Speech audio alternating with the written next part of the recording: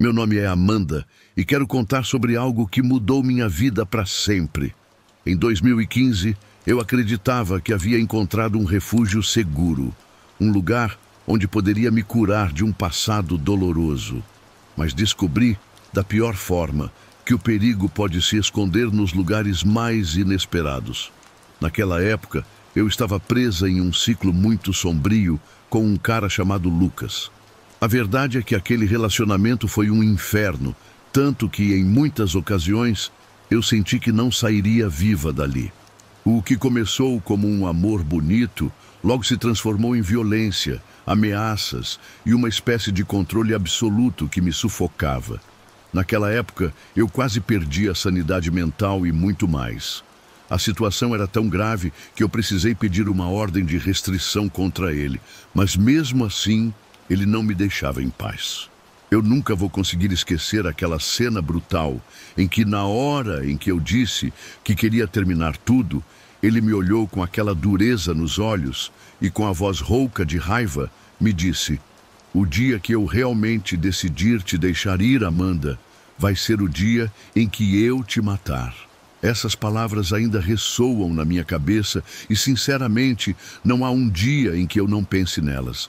Mas, para mim, essa decisão já estava tomada. Então, deixei claro que não queria vê-lo nunca mais e fui embora. Mas ele não desistiu tão fácil. As coisas ficaram tão ruins entre nós que cheguei a pensar que não havia saída. Minha vida tinha se tornado um verdadeiro inferno. E no meio de todo esse pesadelo, só houve uma coisa que mudou a minha sorte. Eu descobri a yoga.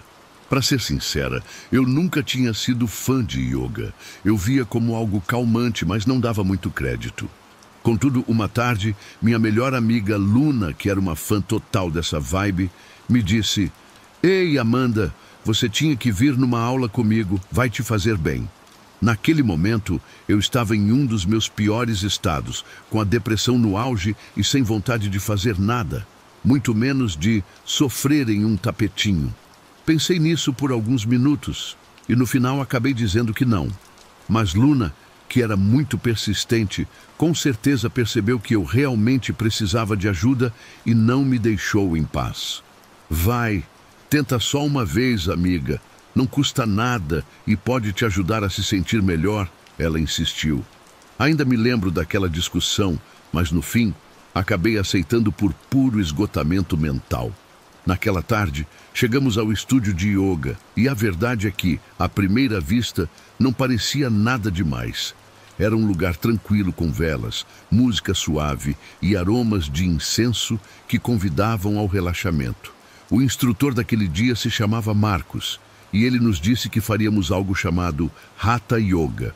A duração era de mais ou menos 1 hora, mas o que eu vivi ali mudou a minha vida por completo. Eu já tinha ouvido muitas vezes que a yoga podia transformar a vida de alguém, mas no meu caso, foi só naquela primeira aula que eu realmente senti isso. No começo, achei que seria uma perda de tempo, mas à medida que a hora avançava, algo começou a mudar em mim. O que notei desde a primeira vez foi que minha ansiedade e aquele estresse insuportável que eu carregava no peito o tempo todo começaram a diminuir. A tensão nos meus ombros e a sensação de que tudo me esmagava, tudo isso começou a aliviar. Era como se, pela primeira vez em muito tempo, eu pudesse respirar em paz. Conforme as semanas passaram e eu continuei indo às aulas, percebi que estava começando a me sentir muito melhor. Comecei a comer bem de novo, saía para caminhar, até dormia melhor. E o mais importante, conheci gente nova que também fazia yoga e com quem comecei a fazer amizade. Eu me sentia quase feliz pela primeira vez em muito tempo e tudo parecia estar melhorando. Mas como costuma acontecer nas histórias de terror, a felicidade durou muito pouco. No dia 15 de fevereiro de 2016, essa felicidade desmoronou em um instante. Naquela manhã eu estava muito animada porque meu novo instrutor de yoga, um rapaz chamado Danilo, tinha me convidado para jantar no Dia dos Namorados. Já fazia várias semanas que vínhamos conversando muito nas aulas. e algo nele me atraía bastante. Dava para notar que ele era alguém muito doce e paciente. No início, tudo foi difícil porque eu ainda estava muito traumatizada pelo meu antigo relacionamento. E me abrir para alguém assim não era fácil. Mas Danilo era diferente. Ele me ajudou a sair do poço em que eu estava metida. Então, quando ele me chamou para sair naquele dia dos namorados, hesitei bastante por causa do meu passado, mas acabei aceitando. Pareceu uma boa oportunidade para tentar sentir que podia confiar em alguém de novo. Tínhamos combinado de sair naquela noite e, na verdade, eu estava ansiosa para vê-lo na aula daquela tarde, já que íamos planejar todos os detalhes. Mas, bem quando cheguei ao estúdio, algo estranho aconteceu. Danilo não estava lá. Procurei por todos os lados, mas não o encontrei. A recepcionista me disse que Danilo havia ligado, reportando mal-estar e que um instrutor substituto daria a aula. Entrei no estúdio e, para minha surpresa, o novo instrutor me pareceu estranhamente familiar. Ele se chamava Paulo, segundo o que disse, e tinha o cabelo preto com um corte estiloso, óculos de armação grossa e uns olhos azuis muito sérios. Mas por mais que eu tentasse, não conseguia tirar de mim aquela sensação de que o conhecia de algum lugar. Aquela mesma sensação de que já tinha encontrado ele em algum lugar, mas não conseguia lembrar onde. Antes de começar a aula, Paulo nos explicou que faríamos um tipo de hot yoga de nível avançado. Eu nunca tinha feito hot yoga antes, mas tinha ouvido dizer que era pesado. A ideia é que a prática acontece em uma sala superaquecida, com a temperatura por volta dos 40 graus Celsius, e dura uns 90 minutos. Mas naquela tarde, algo naquela sala não estava normal. A temperatura era sim mais alta que o habitual, e eu podia sentir o calor me atingir brutalmente no rosto. A sala parecia estar muito mais quente do que deveria, e à medida que a aula avançava, notei que a sensação de calor excessivo estava me afetando. Comecei a suar muito, quase sem conseguir respirar, e podia ver que não estava afetando só a mim, mas que os outros na sala também estavam com dificuldade para manter a compostura. Tentei beber água, mas não era suficiente. A intensidade do calor continuava aumentando e, naquele momento, meu corpo inteiro já me pedia para sair dali. Eu comentei com Paulo: "Ei, você não acha que isso já é demais? Era para ser hot yoga, não uma sauna em chamas. Esse calor não é normal. E se continuar assim, todos nós vamos desmaiar." Mas Paulo, em vez de me responder, ficou em silêncio por alguns segundos e depois, com um sorriso estranho no rosto, me olhou nos olhos e soltou: "Eu não gostaria que você desmaiasse, Amanda, porque se isso acontecer, talvez você não consiga ir ao seu pequeno encontro." Naquele instante, senti um arrepio percorrer meu corpo e algo na minha cabeça começou a se encaixar. O rosto de Paulo, embora parecesse mais abatido, aqueles olhos penetrantes, aquele sorriso distorcido, aquela atitude fria e muito estranha. Foi então que eu percebi que aquele cara não era outro senão o meu ex, Lucas. Como isso podia ser possível? Como eu não percebi? Ele estava muito mais magro, tinha cortado o cabelo e pintado de preto. Tinha colocado lentes de contato azuis e óculos gigantes por cima, tudo para disfarçar a aparência. E a verdade é que funcionou. Ele parecia completamente diferente, mas era ele. Aqueles olhos azuis falsos, aquele cabelo, aquele sorriso, tudo era um disfarce. Só quando ouvi ele me chamar de Amanda, daquele jeito tão frio e sinistro que eu reconheceria em qualquer lugar, eu soube que era ele. Eu não tinha dúvida. Aquele era Lucas, que tinha se disfarçado para voltar a me assediar. O pânico tomou conta de mim naquele momento. Eu não conseguia me mover, não conseguia gritar. Apenas fiquei paralisada naquele lugar enquanto ele se aproximava lentamente. E então, do nada, ele me atacou. Sem aviso prévio, ele me agarrou pelo cabelo com força e me bateu no rosto várias vezes, me deixando atordoada enquanto as outras garotas na aula gritavam e tentavam detê-lo. Mas antes que elas pudessem fazer qualquer coisa, Lucas sacou uma pistola. As garotas tentaram fugir, mas ele conseguiu atirar em 3 delas antes que pudessem sair da sala. A cena foi tão rápida e brutal que em um instante só restou silêncio e sangue no chão. Depois de atirar, ele largou a arma e, com um sorriso distorcido, envolveu meu pescoço com seus braços. Ele me olhou com uma expressão cheia de ódio e loucura e sussurrou no meu ouvido: "Você se lembra do que eu te disse, Amanda? Eu te matarei se você tentar me deixar. Você achou que essa yoga estúpida ia te salvar? Pois agora eu vou te matar no lugar que você tanto gosta, no seu refúgio de paz. Você vai pagar por me deixar, e eu não vou parar até que não sobre nada de você." Ele me disse isso com os olhos cheios de ira, e aquela expressão assassina em seu rosto não deixava dúvidas de que ele estava falando sério. Seus braços apertaram meu pescoço com tanta força que eu mal conseguia respirar.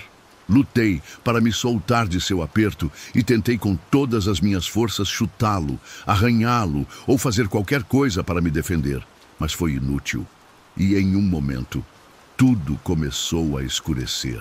Minha visão ficou embaçada e senti que minha força estava indo embora, que eu não conseguia mais lutar.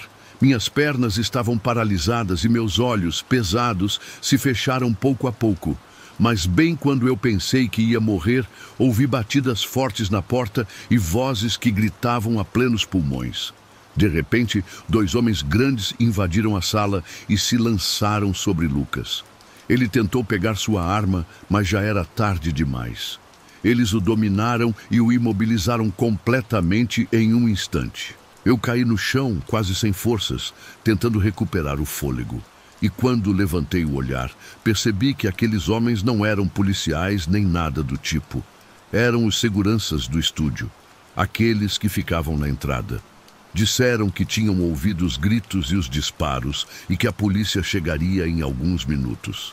Com dificuldade, eu agradeci por terem salvado a minha vida, porque naquele momento, a única coisa que eu queria era continuar respirando. Pouco depois, as sirenes soaram e a polícia assumiu o controle da situação. Quando interrogaram Lucas, ele confessou que vinha me espionando e perseguindo mesmo depois que eu consegui a ordem de restrição. Contou que esteve me vigiando por todo esse tempo e que havia planejado tudo para me fazer pagar. Ele também disse que descobriu sobre o meu encontro com Danilo, meu instrutor, e que isso o deixou furioso. Descobri depois que ele havia seguido Danilo até em casa e, em um ataque de loucura, atirou nele na cama. Depois, se passou por um instrutor substituto no estúdio para poder se aproximar de mim e planejava me matar depois do fim da aula. Mas não esperava que eu o reconhecesse antes. A confissão foi arrepiante e a cidade inteira ficou em choque. Eu mesma não conseguia parar de chorar e me culpar por tudo o que aconteceu com Danilo. Passaram-se algumas semanas e finalmente o julgamento aconteceu. Fomos ao tribunal e, em um processo que foi bastante rápido, Lucas foi condenado à prisão perpétua. Desde então, já se passaram alguns anos e, embora no final tenha havido justiça, sinto que Lucas venceu com tudo isso. Eu ainda não consigo superar aquele dia. 2 das minhas colegas perderam a vida nas mãos dele, assim como Danilo. E essa culpa é como uma sombra que me persegue e não me deixa viver em paz. Toda vez que vou a uma aula de yoga, aquelas cenas horríveis vêm à minha cabeça e não consigo me livrar da sensação de que algo muito ruim ainda existe naquele mundo que antes me trouxe paz. Tenho tentado buscar ajuda com terapia e várias técnicas para superar esse trauma, mas nada funciona completamente. É uma marca que ficou gravada na minha alma, uma que a terapia não consegue apagar. Hoje, anos depois, ainda luto contra as cicatrizes daquela experiência. O lugar que deveria me trazer paz se transformou no cenário do meu maior pesadelo. Essa é a cruel realidade com que aprendi a conviver. Às vezes, nosso refúgio pode se tornar nossa prisão.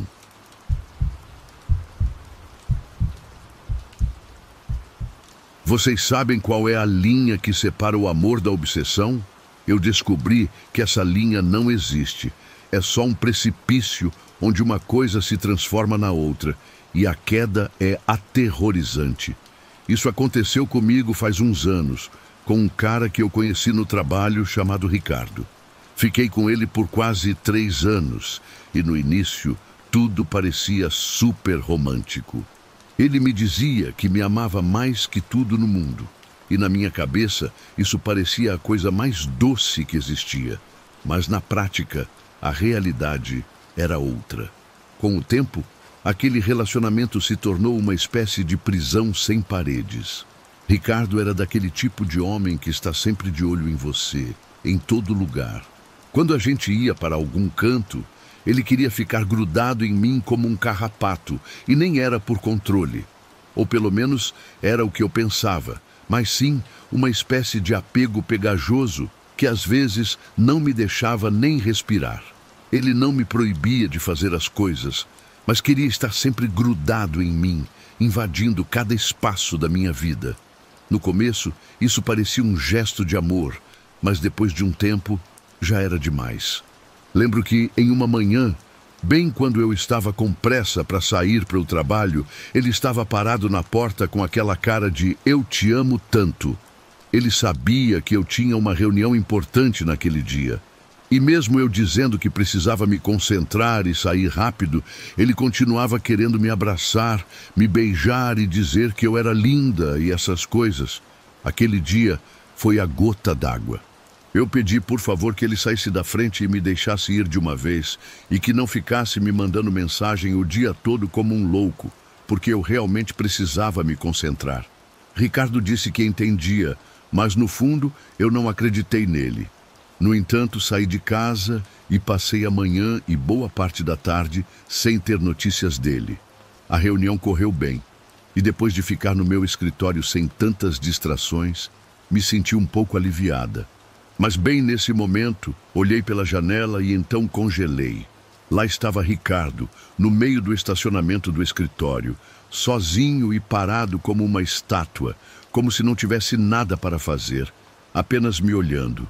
E quando viu que eu o tinha visto, acenou com aquele sorriso bobo, como se nada estivesse acontecendo, como se passar a tarde toda ali, apenas me observando, fosse a coisa mais normal do mundo.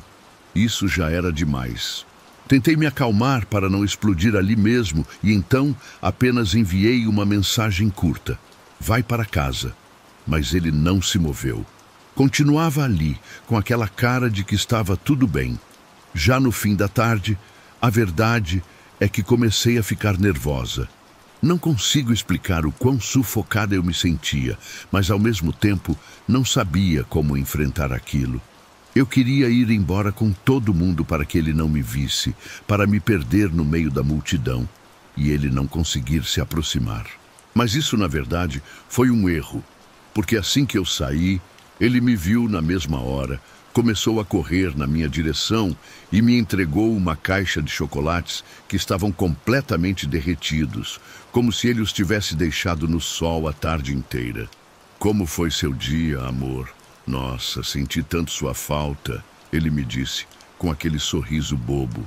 Nesse ponto eu estava à beira de um ataque de nervos. Não consegui manter a compostura e gritei com ele em público, com todos os meus colegas olhando, porque eu estava realmente me sentindo sufocada. Eu me sentia tão no limite que vomitei tudo para fora naquele momento, sem filtro. Eu disse que não aguentava mais ele grudado em mim e que estava farta de me sentir prisioneira. Eu não queria terminar com ele daquela maneira, mas estava tão sobrecarregada de tudo que acabei deixando tudo sair. No final, disse que o relacionamento tinha acabado, que eu não podia mais suportar o assédio dele nem por mais um dia. Mas a reação dele não foi nem de perto o que eu esperava. Ele apenas me olhou com uma expressão vazia, como se não se importasse, e depois foi embora em silêncio, sem dizer uma única palavra. Em segundos, toda a história de 3 anos tinha evaporado. E embora eu tenha me sentido mal pela forma como tudo aconteceu, também senti um alívio enorme. como se tivesse tirado um grande peso das minhas costas. Olhei ao meu redor e percebi que todos me encaravam, mas não disse nada. Apenas caminhei por entre as pessoas que estavam ali e fui embora sem olhar para trás. Eu não fui direto para casa. Precisava pensar e clarear a mente. Então, dirigi por uns minutos, comi algo em uma lanchonete e depois, finalmente, cheguei ao meu apartamento. Fiquei aliviada ao ver que o carro de Ricardo não estava na entrada, mas isso só significava que ele tinha vindo a pé ou deixado o carro em outro lugar, e todas as luzes estavam apagadas. Me senti um pouco mais tranquila.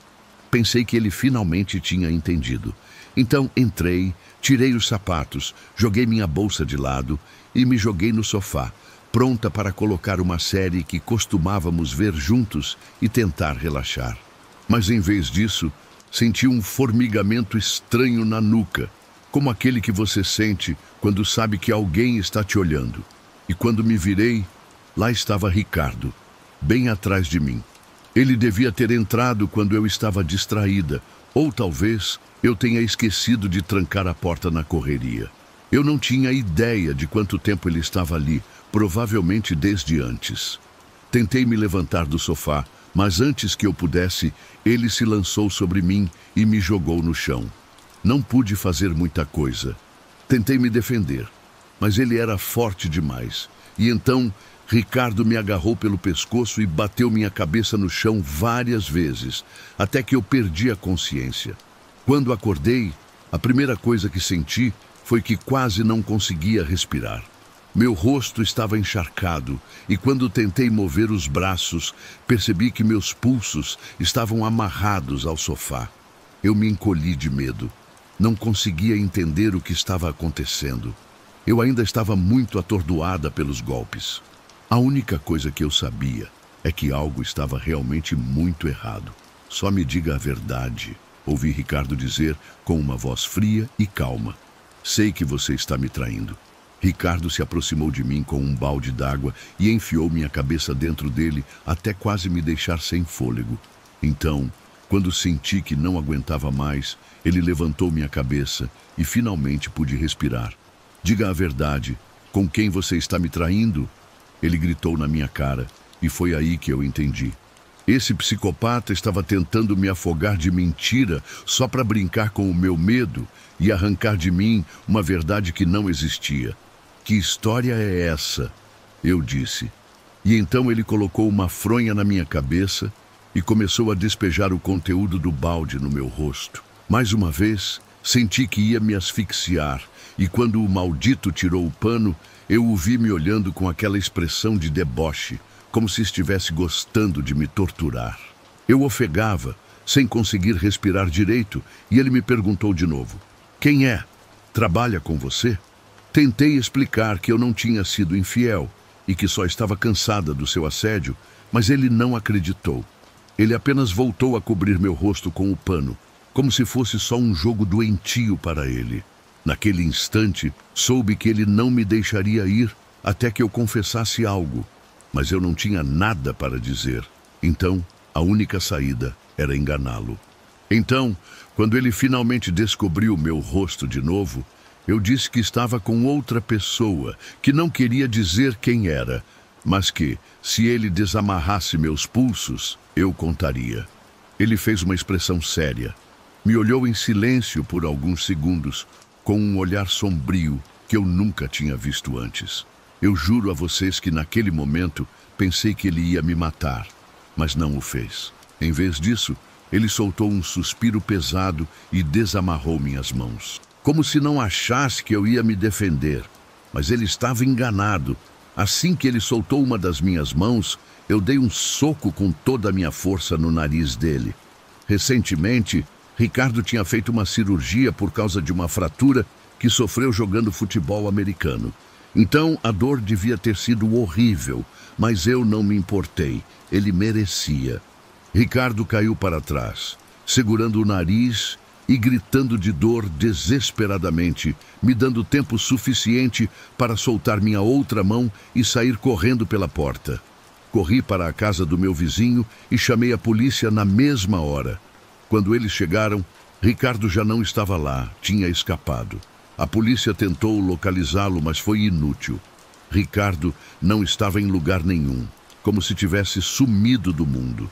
Desde aquele dia, eu não me sentia mais segura na minha própria casa. Passei várias noites na casa da minha irmã. E embora felizmente eu tenha conseguido dormir, tive pesadelos horríveis em que eu me afogava em completa escuridão. Uns dias depois, voltei ao trabalho, mesmo com o coração na mão. Eu queria ligar e dizer que estava doente, mas na verdade precisava de uma distração, algo que tirasse Ricardo da minha cabeça. Passei o dia olhando constantemente pela janela, esperando vê-lo lá fora de novo. Mas ele nunca apareceu. Quando chegou a hora de ir embora, minhas mãos ainda tremiam e eu verifiquei o carro antes de entrar, sentindo pânico de que ele pudesse estar escondido ali. E o que vocês acham? Lá estava ele. O idiota estava escondido no banco de trás, me esperando. Saí correndo de volta para o prédio, gritando como uma louca para chamarem a polícia. Alguns colegas saíram comigo e ele saiu correndo pela rua. No entanto, um tempo depois, a polícia conseguiu capturá-lo. Agora, Ricardo está na cadeia e não vai sair de lá por um bom tempo. Embora eu saiba que ele está na prisão e não pode me machucar, levei muito tempo para conseguir me sentir segura de novo. Eu não consigo tirar da cabeça que a liberdade dele será o fim da minha. Porque no fim das contas nenhuma ordem judicial, nenhuma porta trancada pode realmente parar um psicopata obcecado. Ele vai sair um dia, e eu sei que quando isso acontecer, nunca vou conseguir esquecer completamente o que ele me fez. Alguns medos simplesmente ficam grudados na gente para sempre.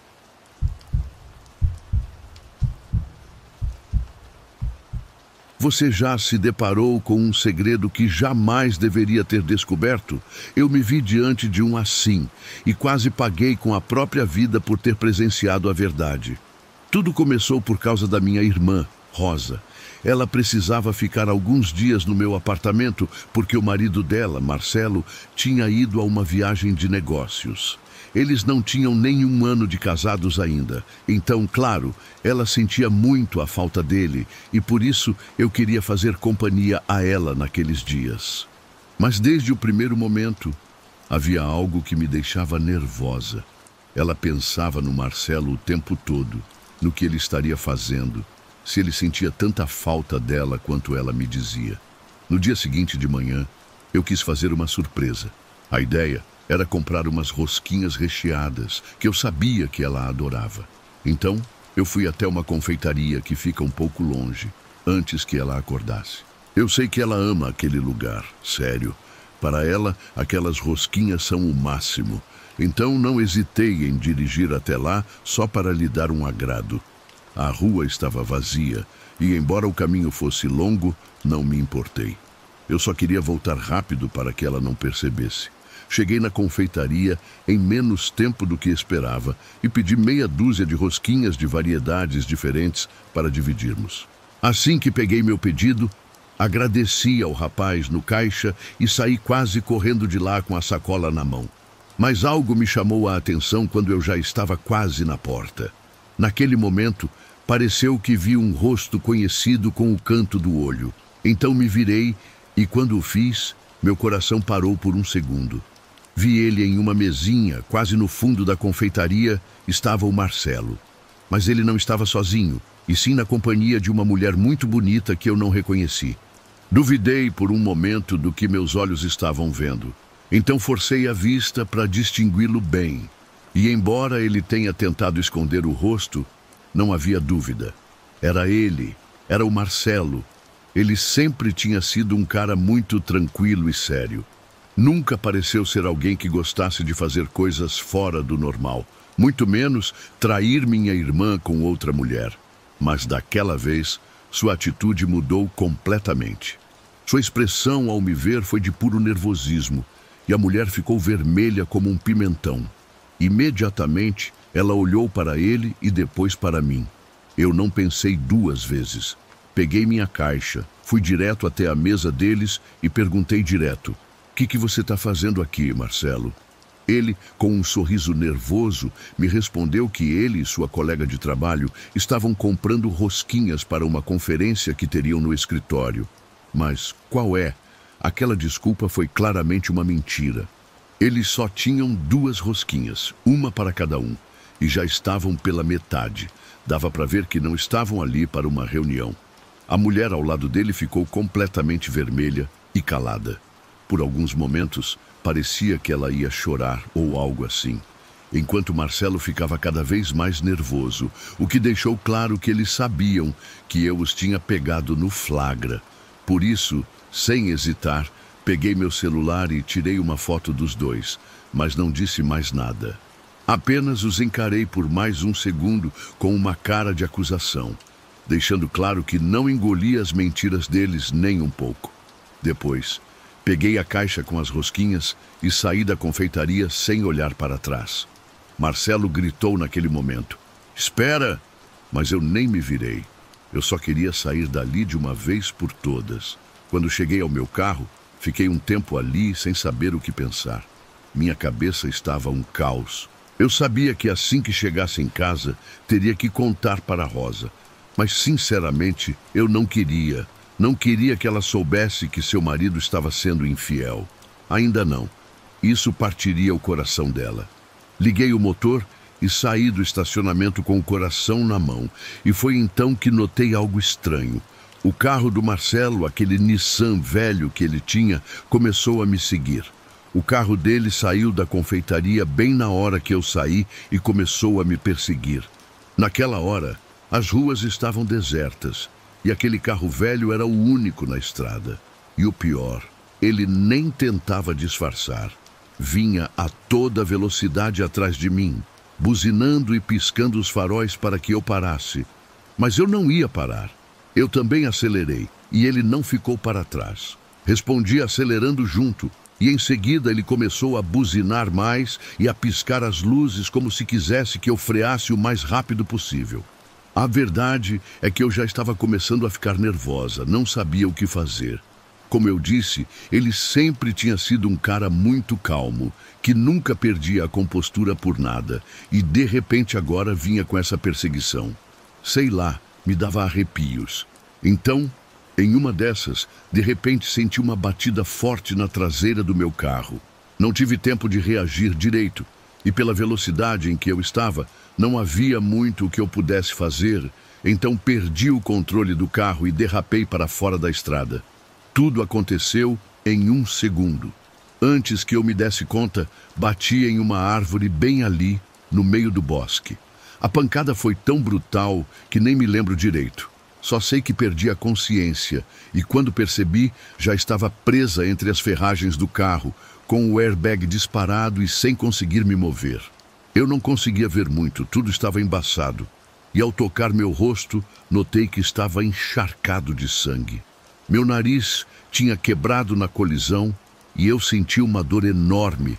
Mas antes que pudesse fazer qualquer coisa, desmaiei de novo.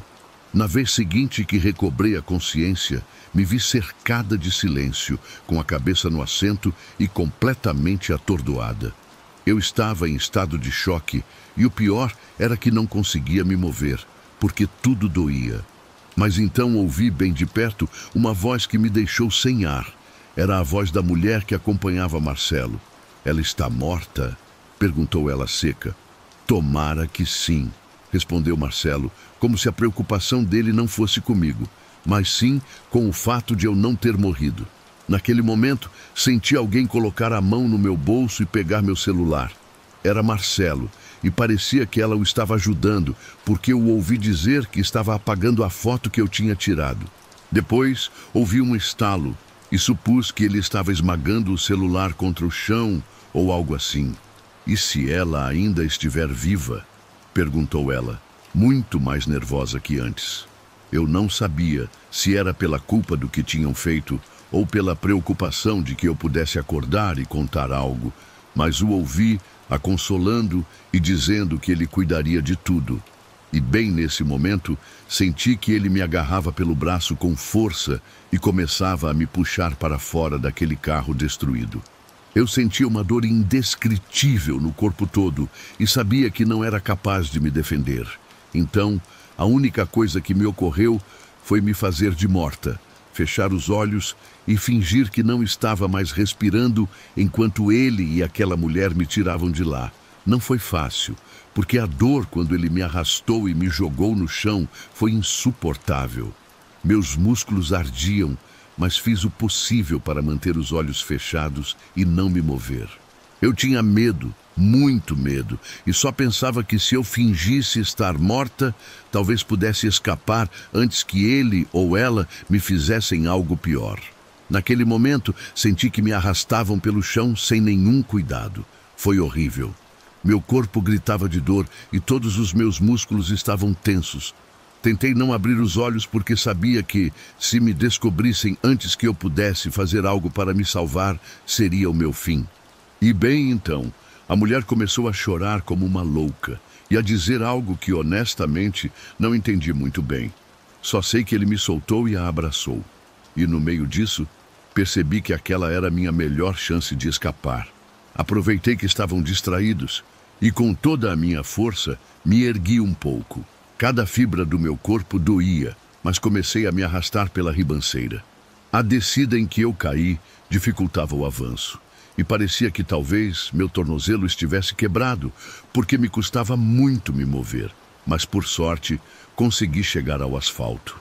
No entanto, bem naquele momento, Marcelo me agarrou pelos ombros e me empurrou para trás, com o azar de que ele tropeçou e caiu junto comigo. Acabamos rolando pela ribanceira e o impacto da queda foi brutal. A dor no meu tornozelo parecia uma punhalada e eu não conseguia nem respirar direito. Eu estava em choque total. Ele, muito irritado, ficou por cima de mim e me perguntou com voz fria: "Por que você teve que tirar aquela foto?" Eu tentei suplicar que me deixasse ir, que não me machucasse, mas a voz não saía. Eu só conseguia sentir o sangue subindo pela minha boca e algo ardendo no meu rosto. "Não se mexa", ele disse com aquela mesma voz fria. "Vai ser mais fácil assim." Naquele momento, vi com horror ele levantar uma pedra enorme acima da cabeça, pronto para deixá-la cair no meu rosto. Era gigante, e eu sei que, se ele a soltasse, me mataria na hora. Tudo ficou preto naquele instante, e pensei que era o meu fim. Sabia que não tinha mais saída. Aquele era o fim da linha, mas bem quando eu já começava a aceitar que aquele seria meu último suspiro, a mulher dele correu a toda pressa e o empurrou. O golpe o derrubou, e a pedra caiu no chão com um baque surdo, bem ao lado do meu rosto. Que você está fazendo, Marcelo?" Ela gritou com a voz cheia de fúria. "Se ela viver, nós dois estamos ferrados", disse ele, como se quisesse fazê-la entender. "Mas tem gente olhando", replicou ela com medo, claramente preocupada que tudo fosse descoberto. Naquele momento, levantei a cabeça levemente e olhei para a rua. À distância, pude ver várias pessoas que tinham descido de seus carros e estavam olhando tudo da calçada. Eles tinham visto claramente o que Marcelo tentava fazer comigo e um deles estava gravando tudo com o celular. Eu não podia acreditar que tanta gente estivesse vendo aquele show de horrores sem fazer nada além de gravar, mas de certo modo agradeci, porque pelo menos ele não ficaria impune se me machucasse. Marcelo arregalou os olhos ao ver aquilo. Parece que ele também não tinha percebido que tínhamos uma plateia. E então, com o rosto cheio de pânico e sem dizer uma única palavra, ele se virou e saiu correndo em direção ao seu carro. Subiu e acelerou pela estrada, deixando a mulher largada ali com uma expressão de derrota e medo no rosto. Ela levantou lentamente as mãos, como se quisesse se render ou talvez pedir ajuda. Não sei. A única coisa que sei é que perdi a consciência outra vez. Senti que tudo ficou preto por causa da dor e do desespero. Acordei em um hospital, com um monte de aparelhos por toda a parte e sedada. A sensação era estranha, como um formigamento pelo corpo todo. E lá estava Rosa, minha irmã, sentada ao meu lado quando finalmente reagi. Quando ela viu que eu estava acordada, deu um pulo e começou a chorar. "Você está bem?" Ela me perguntou com a voz trêmula. "Acho que sim", respondi em sussurros, ainda com o corpo dolorido. Ela me contou que Marcelo continuava desaparecido, que a polícia o procurava por toda parte e que aquela mulher já tinha sido presa. Mas o que mais doía nela era que seu marido, o homem em quem confiava tanto e a quem amava como ninguém, tivesse feito algo assim comigo. Eu disse que a culpa não era dela, embora na verdade não soubesse o que dizer. E então, de repente, ela tirou uma sacola de papel com uma rosquinha e me deu. Nós duas rimos daquele momento. Foi algo tragicômico, mas eu a levei à boca na mesma hora. "É boa, né?" ela me disse. "Com certeza te faz sentir melhor." E sim, a verdade é que aquela foi a melhor rosquinha que eu já tinha provado na vida. Por alguns segundos, só me concentrei em aproveitá-la, enquanto minha mente ainda não conseguia acreditar que eu continuava viva. Uns dias depois, me recuperei totalmente e me deram alta. Mas passou um tempo antes que a polícia conseguisse encontrar o paradeiro de Marcelo e colocá-lo na prisão. Ele foi condenado a vários anos de prisão e até hoje ainda está lá, onde o desgraçado tem que estar. Por sorte, minha irmã agora está saindo com um cara incrível que a faz muito feliz e com quem vai se casar em breve. E quanto a mim, bem, algumas experiências marcam para sempre. Aquele dia me ensinou que os segredos mais perigosos são aqueles que outras pessoas fariam qualquer coisa para manter escondidos. Descobri na pele que a verdade nem sempre liberta. Às vezes, ela pode custar muito mais do que imaginamos.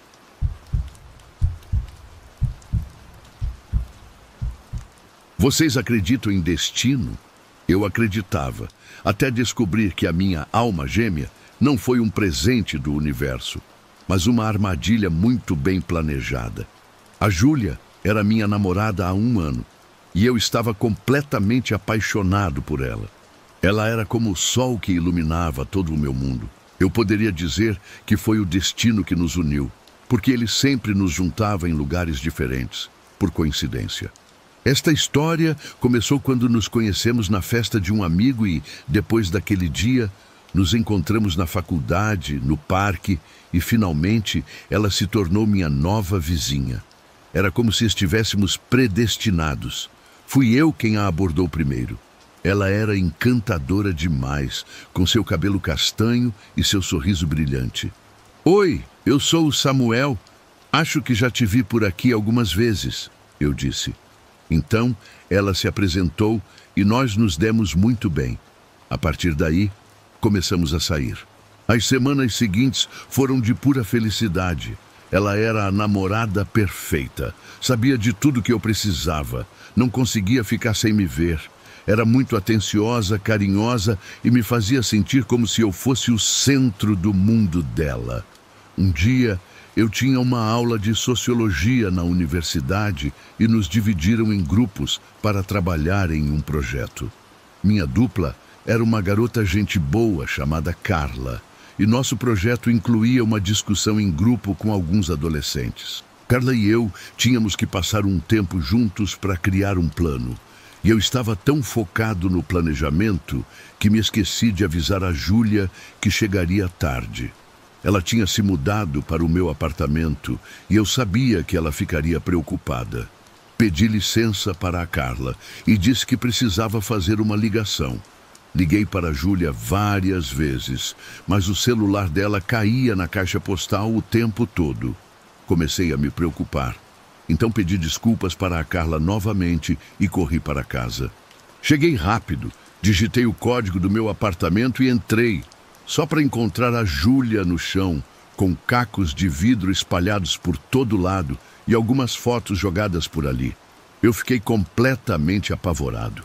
Aproximei-me dela com receio e tentei ver se ela estava ferida ou o que estava acontecendo, mas rapidamente percebi que ela respirava bem. Não parecia estar machucada e seus olhos estavam bem abertos. "Júlia, o que você está fazendo no chão?", consegui dizer. quase em um sussurro. Ela não respondeu, então me aproximei mais. E foi então que eu vi as fotos, muitas fotos minhas e da Carla. Cada foto nos mostrava juntos em diferentes momentos e lugares. Você ainda me ama? Ela disse em um tom monótono. Júlia, o que é isso? Ela se levantou do chão, caminhou até o armário e, de repente, começou a jogar coisas em mim enquanto repetia a pergunta anterior. Então eu gritei que sim, claro que a amava. Disse que estava perdidamente apaixonado por ela, o que era verdade. Então, ela parou de jogar coisas em mim e veio na minha direção.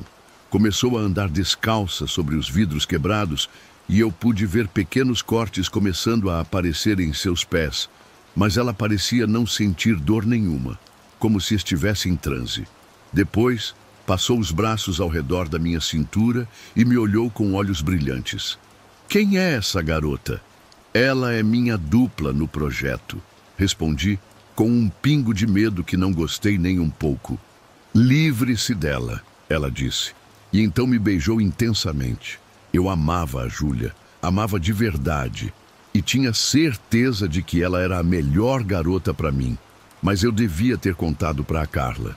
No dia seguinte, disse ao meu professor que não me sentia confortável com minha dupla de projeto e que queria trocar. O professor me colocou com um colega homem e depois disso houve paz entre a Júlia e eu, mas só por um tempo. Sim, tivemos algumas discussões, mas nada importante, coisas que se resolveram com bastante facilidade. Nesse ponto, percebi que a Júlia era uma pessoa muito ciumenta. Não suportava me ver com outra mulher. Ela começou a me seguir, a me espionar, e comecei a me perguntar se ela estava realmente bem. Ela esperava eu dormir e começava a verificar minhas mensagens durante a madrugada. Eu sabia que não era saudável, mas pensei que talvez ela só precisasse de uma reafirmação de que eu realmente a amava. E aquele era o jeito dela. Também pensei que as coisas melhorariam com o tempo, mas só pioraram.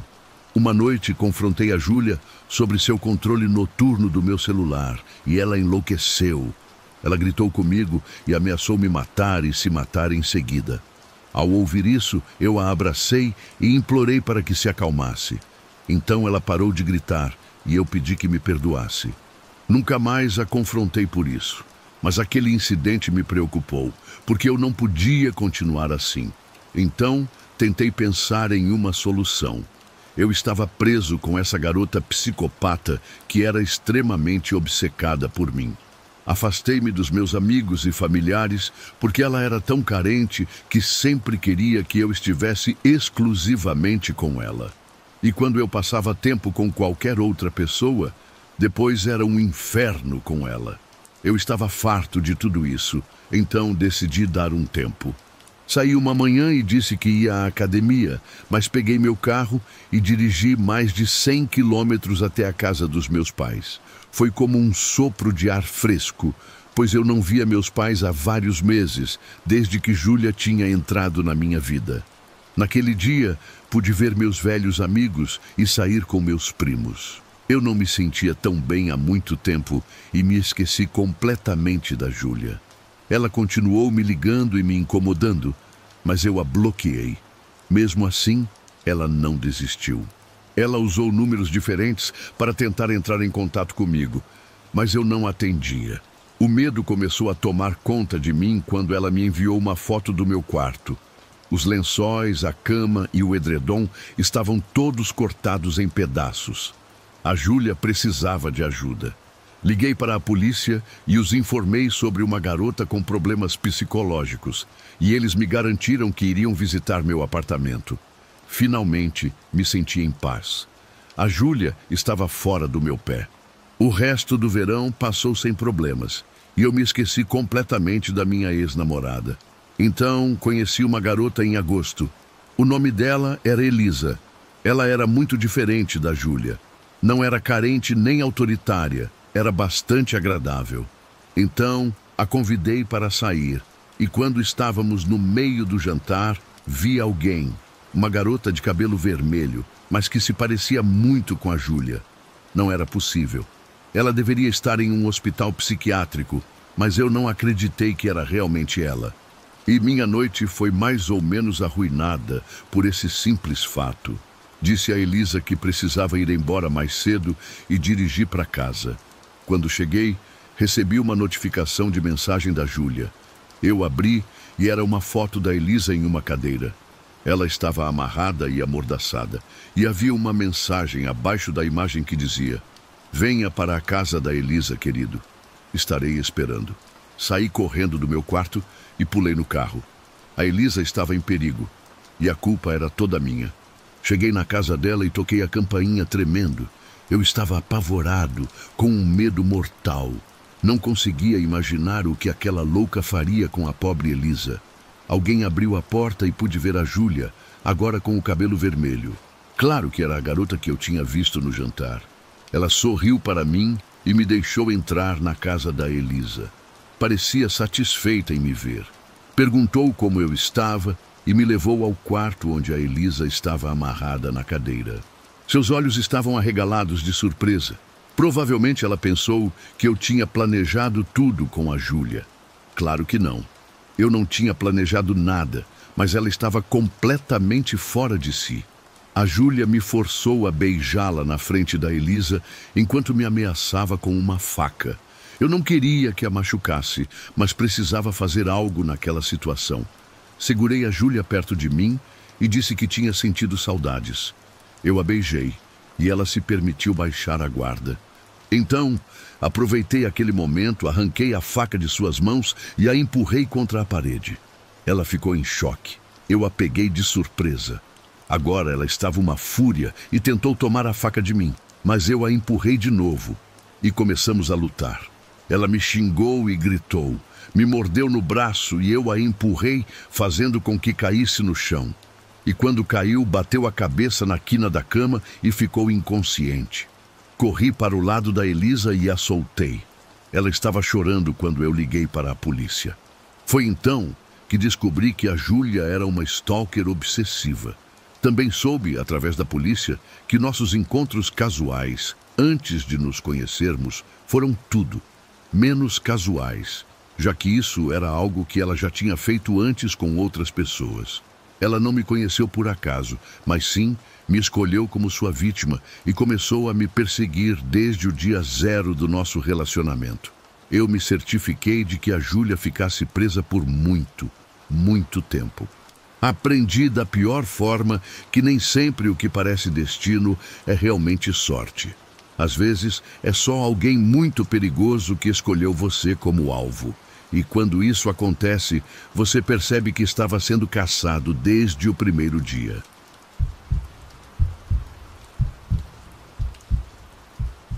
Tem dias que a gente acorda pensando que vai ser tranquilo, que nada de ruim vai acontecer. Mas a vida sempre tem uma forma de mostrar que nunca sabemos o que nos espera. Naquela manhã, a rodovia estava bem tranquila e, como sempre, eu estava dirigindo a caminho do meu trabalho. Era um sábado, um dia que parecia perfeito. Clima bom, música tocando no rádio, sem pressa nenhuma. Eu tinha recebido a notícia de que, por sorte, meu chefe não iria trabalhar naquele dia. Então, eu saí de casa bem cedo com a melhor energia possível. Só que naquele momento, eu nem imaginava o que me esperava. Eu estava ali no meio da pista, curtindo minha música favorita, quando de repente, pelo retrovisor, vi um carro preto vindo em velocidade muito alta. Joguei o carro para o lado e deixei ele passar, sem pensar muito a respeito. Mas quando ele passou do meu lado, uma coisa me chamou a atenção. Tinha uma mulher batendo no vidro do carro e gritando, desesperada. Os vidros eram escuros e a distância dificultava a visão, mas dava para perceber que ela estava apavorada pelo jeito que se mexia. Estava com o cabelo todo bagunçado e emaranhado, a roupa amassada, parecia que estava pedindo ajuda com todas as forças que tinha. Naquele instante, alguma coisa dentro de mim ligou um alerta, um instinto de proteção. Eu não podia deixá-la naquela situação. Eu tinha que fazer alguma coisa. Sou o tipo de pessoa que, quando vê alguém em apuros, não consegue ficar de braços cruzados. Então, sem pensar duas vezes, pisei fundo no acelerador e comecei uma espécie de perseguição. Eu não sabia exatamente o que estava acontecendo dentro do carro, mas por causa da luz fraca da manhã que entrava pelo para-brisa, eu conseguia ver que a mulher continuava gritando e batendo no vidro de trás, como se estivesse em pânico total, tentando escapar dali. Meu coração começou a bater muito rápido e todos os meus alarmes internos dispararam. Eu tinha certeza de que algo muito ruim estava acontecendo naquele carro, então continuei seguindo a uma distância segura, mas sem perdê-lo de vista. Naquele momento, peguei meu celular e liguei para a polícia. A chamada foi rápida e quando atenderam, eu expliquei tudo. Alô, bom dia! Tem uma mulher gritando dentro de um carro preto, parece que está sendo sequestrada. Eu passei o nome da rodovia em que a gente estava e nesse meio tempo, o carro da frente começou a diminuir a velocidade. Com certeza o cara percebeu que tinha alguém o seguindo. Eu também diminuí a velocidade, me mantendo a uma boa distância e com cuidado para não levantar suspeitas. Mas acho que já era tarde demais para isso. Nesse exato momento, o homem no carro se virou e, para meu horror, começou a tirar alguma coisa da cintura. Por um segundo, pensei que fosse uma arma e meu corpo ficou tenso. Mas aí, em vez de atirar, ele pegou um cinto e começou a bater na mulher no banco de trás, com a fivela na estrada mesmo. Ele gritava coisas muito agressivas. Obviamente eu não conseguia ouvir direito, mas a cena me transmitia um medo absurdo. Eu explicava para a atendente o que eu estava vendo, tentando me manter calmo, embora por dentro eu estivesse tremendo. Enquanto isso acontecia, o cara começou a bater na mulher com muita força. Logo depois, freou o carro com tudo, o que me forçou a parar também. O homem desceu do carro e assim que ele saiu, a situação ficou ainda mais aterrorizante. Antes de descer, notei que ele pegou algo de debaixo do banco e, enquanto caminhava na direção do meu carro, vi que ele tinha uma pistola na mão. Foi aí que eu soube que precisava agir rápido, antes que algo pior acontecesse. Mas antes que eu pudesse ter qualquer reação, vi uma viatura da polícia se aproximando em alta velocidade. Ele parou na mesma hora e eu vi o rosto dele mudar da fúria para o pânico em uma fração de segundo. Ele tentou voltar correndo para o carro, mas os policiais fecharam a passagem. Eles desceram correndo da viatura e o derrubaram em um instante, prendendo-o em segundos. Eu desci do meu carro e fiquei ali parado, observando a polícia algemar aquele cara e colocá-lo na viatura. A mulher, já fora do carro, ainda soluçava e parecia em estado de choque. Um policial se aproximou e perguntou o que estava acontecendo, se ela conhecia aquele homem. E ela, entre gritos desesperados, começou a contar tudo. A história era horrível. Ela tinha aberto a porta de casa naquela manhã e o ex-marido dela estava esperando por ela ali. Quando ela disse para ele ir embora e entender que não queria mais nada com ele, ele a empurrou, a agarrou pelos cabelos e começou a espancá-la brutalmente. Quando acordou, percebeu que estava dentro do carro e ele estava saindo em alta velocidade, levando-a para um lugar desconhecido. A mulher começou a bater na janela do carro e a suplicar para que ele a deixasse sair, mas ele continuava batendo nela e dizendo para ela calar a boca ou ele a mataria. Ela disse que se não fosse por aquela minha chamada, não sabia o que teria acontecido. Contou que mesmo durante o relacionamento, ele era muito violento e que ela tinha se divorciado dele por isso, mas nunca pensou que ele chegaria a tanto. E ela estava convencida de que as intenções dele eram muito mais perigosas. Desta vez, ela não tinha dúvidas de que ele a estava levando para a morte. No final, a polícia lhe deu água, a acalmou um pouco e pegou seu depoimento. Tudo ficou gravado e registrado no meu celular. A chamada com a polícia e os gritos distantes dela ao fundo. Já se passaram várias semanas e eu ainda não sei se aquele cara acabou pagando pelo que fez. A verdade é que se eu não tivesse decidido seguir aquele carro, ela provavelmente estaria numa situação muito, mas muito pior. Às vezes penso naquele dia e na sorte que tive de não sair ferido. A maioria das pessoas passa reto e não se mete nessas coisas por medo. E eu sei que, naquele momento, eu me coloquei em risco, mas valeu a pena. A ideia de que aquela mulher estava sofrendo algo tão terrível e que eu, do meu jeito, pude fazer alguma coisa, mesmo que fosse só alertar as autoridades, me dá um certo alívio. Essa experiência mudou minha forma de ver as coisas. Percebi que o mal pode estar bem pertinho da gente, mais do que imaginamos, e que, às vezes, uma simples atitude nossa pode fazer toda a diferença na vida de uma pessoa. Hoje, eu sei que não posso fechar os olhos quando vejo alguém em perigo.